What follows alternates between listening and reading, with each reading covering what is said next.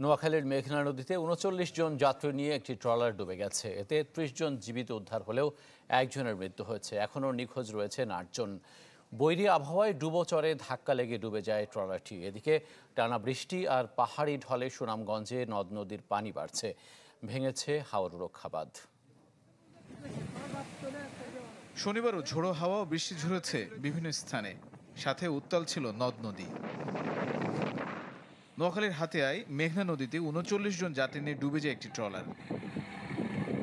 Coast guard ও police জানায়, ভাসানচর থেকে police সদস্য সহ ৩৯ জন যাত্রী নিয়ে জাহাঙ্গীর মাঝির ট্রলারটি নোয়াখালী যাচ্ছিল। পথে দমকা হাওয়া উত্তাল নদীর কারণে ডুবোচরের সাথে ধাক্কা লেগে ডুবে যায়।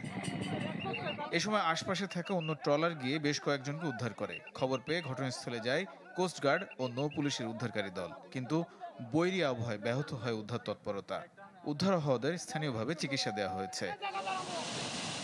টানা বৃষ্টি ও পাহাড়ি ঢলে সুনামগঞ্জে নদ নদীর পানি বাড়ছে। হাওর রক্ষা বাঁধ ভেঙে লোকালয়ে ঢুকেছে পানি। ভারী থেকে অতি ভারী বৃষ্টিপাতের পূর্বাভাস রয়েছে, সেক্ষেত্রে সুনামগঞ্জের নদ নদীর পানি বৃদ্ধি পাবে।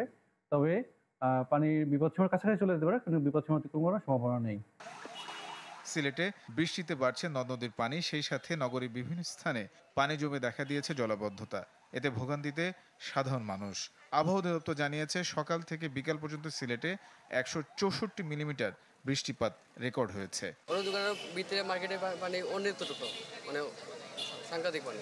অল্পতে বৃষ্টির কারণে ব্যবসা বাণিজ্য, স্কুল কলেজ, ছাত্রছাত্রী যাতায়াতে মানুষের দুর্ভোগ সৃষ্টি হয়। আগামী ৩ দিন সুনামগঞ্জ, সিলেট অঞ্চলে ভারী বৃষ্টিপাতের পূর্বাভাস দিয়েছে আবহাওয়া অফিস। তানিম রহমান, চ্যানেল 24।